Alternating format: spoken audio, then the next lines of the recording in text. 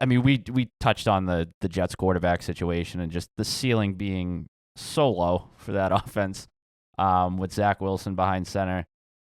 Now they're going to Dallas to face that Cowboys defense, who we talk about not overreacting to one performance, but I don't think that necessarily applies to that case. Like, this is a continuation of what we saw for a good chunk of last season from the Cowboys defense.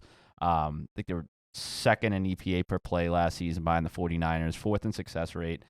Since Dan Quinn's become the defensive coordinator, they've had 22 games out of 35 with multiple takeaways. I think they had 7 sacks against the Giants, 6 different players with 4 or more pressures. So this is just the talent's there.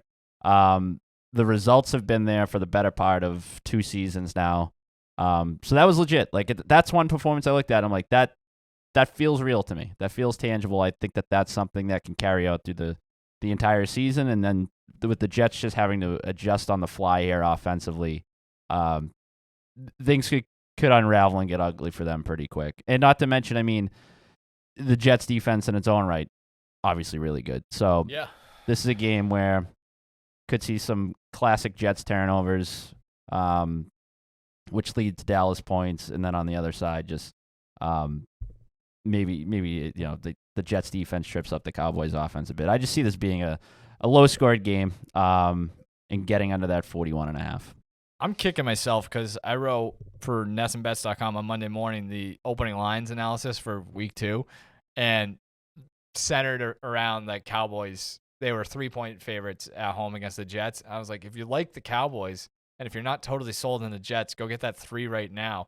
Because if Aaron Rodgers struggles and they don't, that offense doesn't look good, they look disjointed, they look like they're still trying to find their way, that number is going to go up, and here it is at 7.5. Yeah. Granted, it went, so there you go, I guess, the 4.5 points for the spread. Big swing, yeah.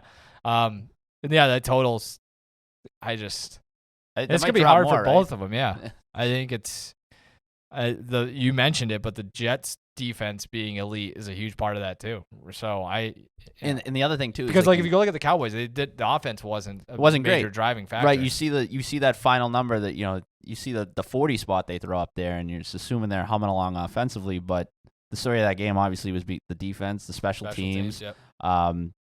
So there's a real chance they come out this week and the offense just isn't really there for them, and so that just compounds the offensive issues across the board. You combine that with the Jets offense, and yeah, this could be, one of these games where it's in the high teens, a 20-17 type of game.